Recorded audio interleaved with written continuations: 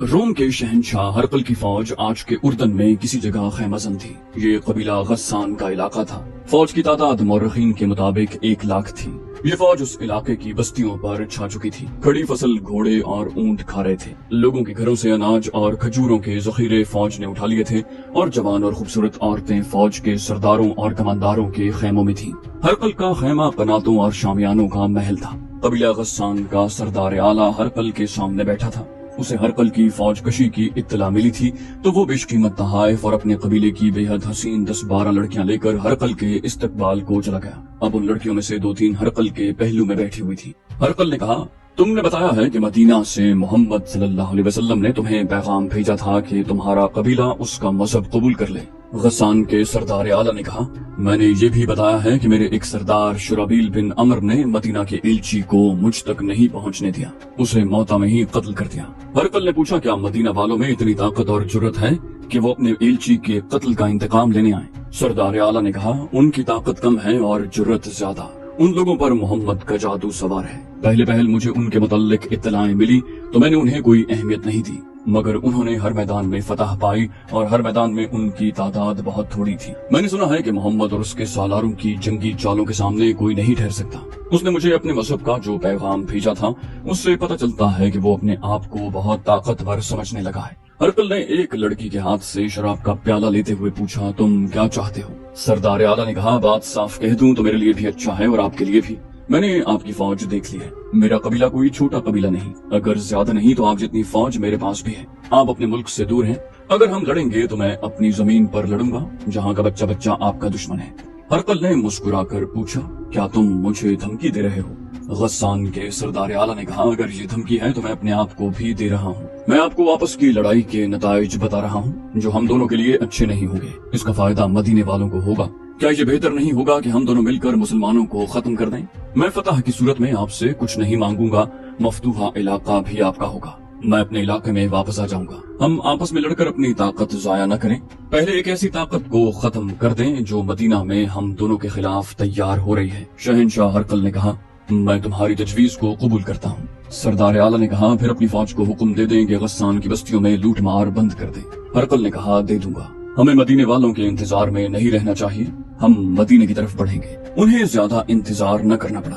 مدینے کے 3,000 مجاہدین مدینے سے بہت دور نکل گئے تھے۔ متا سے کچھ فاصلے پر مان نام کا ایک مقام تھا، وہاں انہوں نے پڑاؤ کیا۔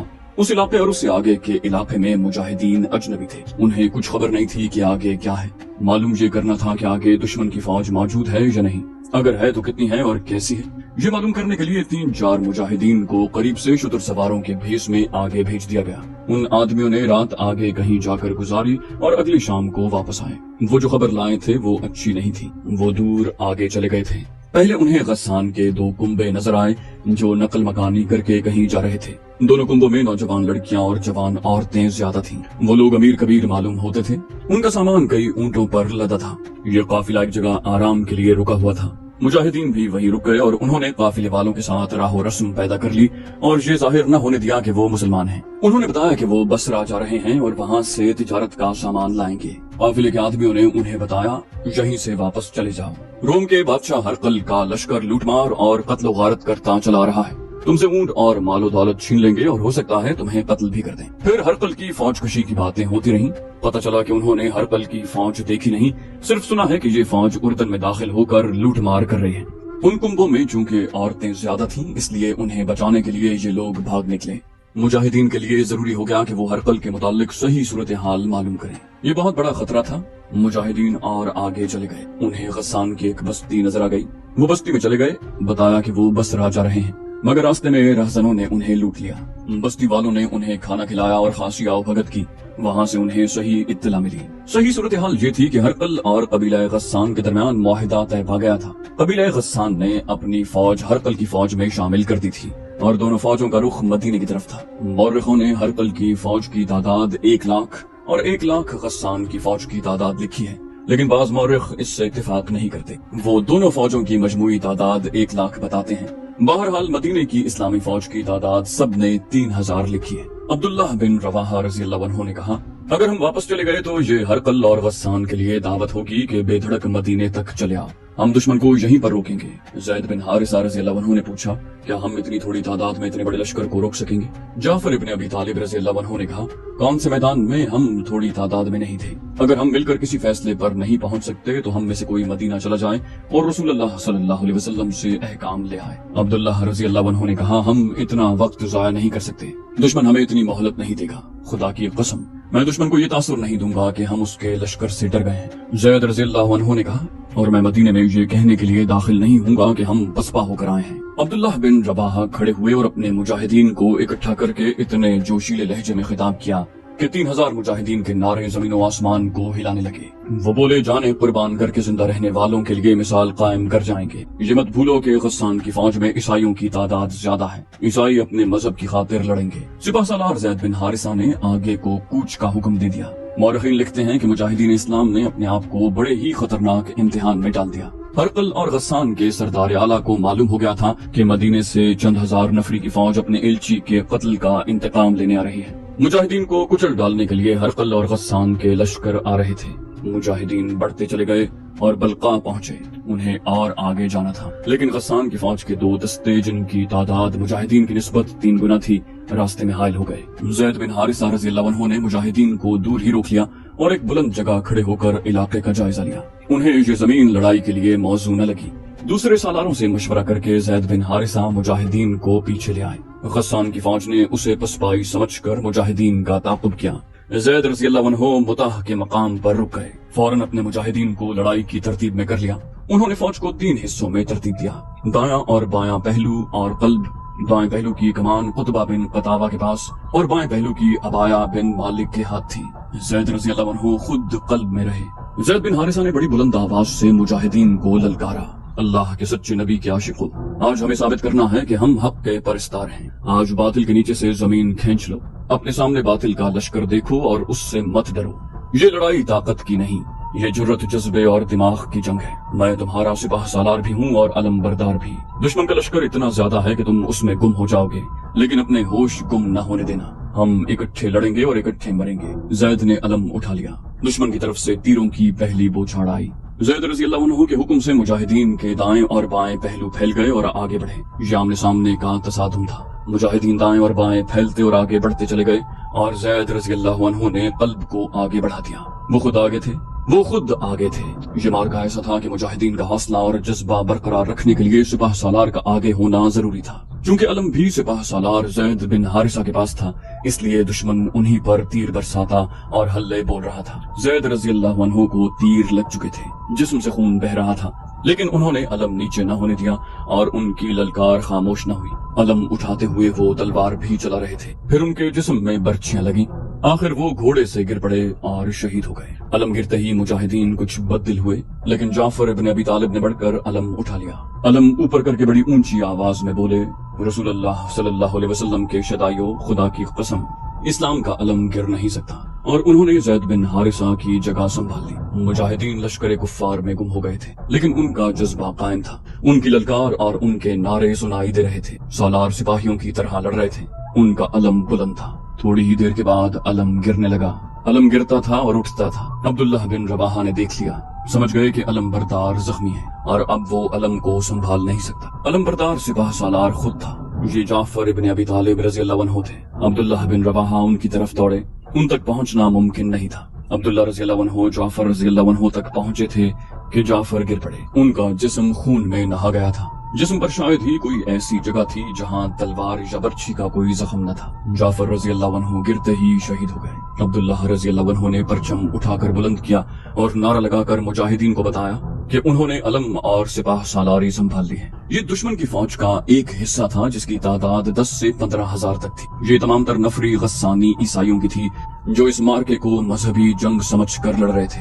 اتنی زیادہ تعداد کے خلاف 3000 مجاہدین کیا کر سکتے تھے، لیکن ان کی قیادت اتنی دانش مند اور عسکری لحاظ سے اتنی قابل تھی کہ اس کے تحت مجاہدین جنگی طریقے اور سلیقے سے لڑ رہے تھے۔ ان کا انداز لٹھ بازوں والا نہیں تھا، مگر دشمن کی تعداد اتنی زیادہ تھی کہ مجاہدین بکھرنے لگے، یہاں تک کہ بعض اس انتشار اور دشمن کے دباؤ اور زور سے گھبرا کر مارکے سے نکل گئے، لیکن وہ بھاگ کر کہیں نہیں گئے، قریب ہی کہیں موجود رہے۔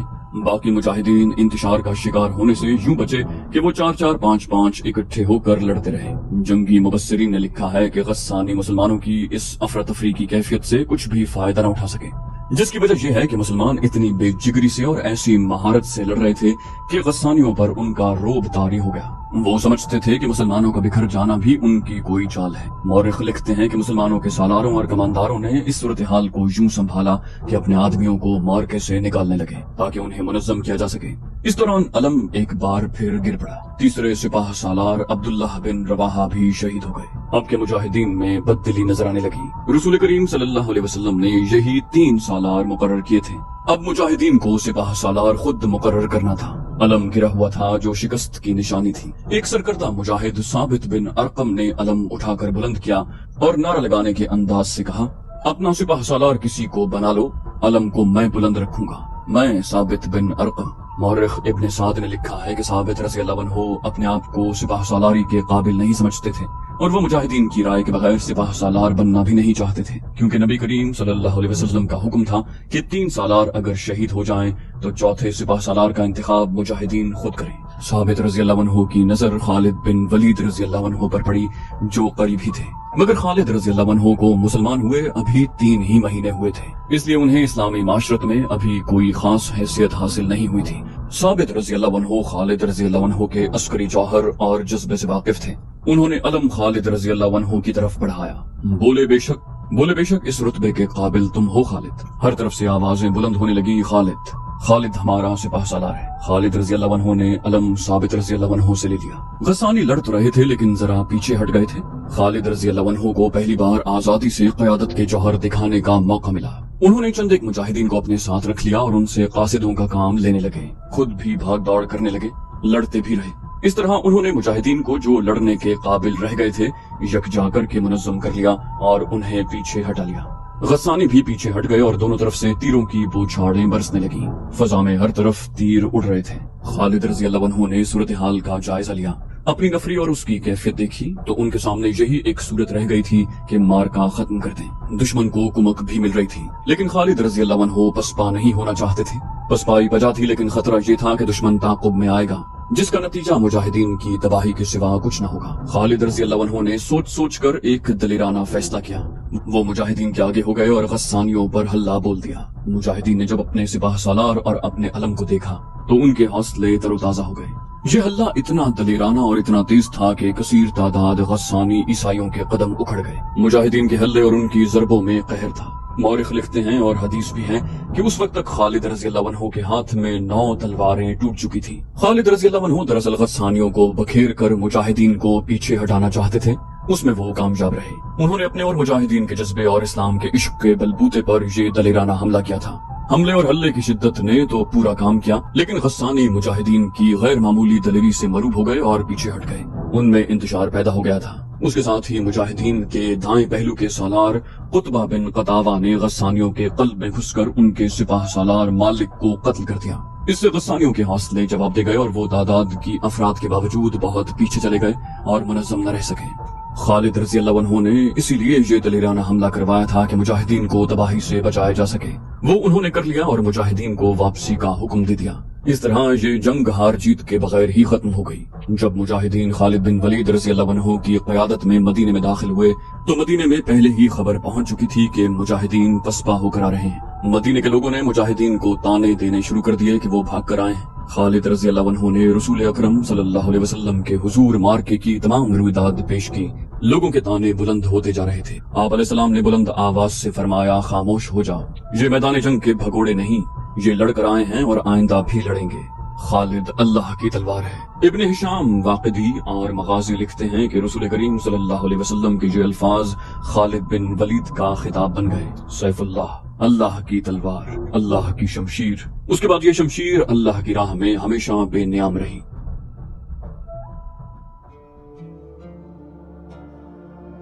कबीला कुरैश का सरदार आला अबू सुफियान, जो किसी वक्त ललकार कर बात किया करता था और मुसलमानों के गिरोह को मोहम्मद का गिरोह कहकर उन्हें पल्ले ही नहीं बांधता था, अब बुझ कर रह गया था। खालिद बिन वलीद रज़ियल्लाहु अन्हु के कबूल इस्लाम के बाद तो अबू सुफियान सिर्फ सरदार रह गया था। यूं लगता था जैसे जंगो जदल के साथ उसका कभी कोई ताल्लुक रहा ही नहीं। عثمان بن طلحہ اور عمر بن العاص جیسے ماہر جنگجو بھی اس کا ساتھ چھوڑ گئے تھے۔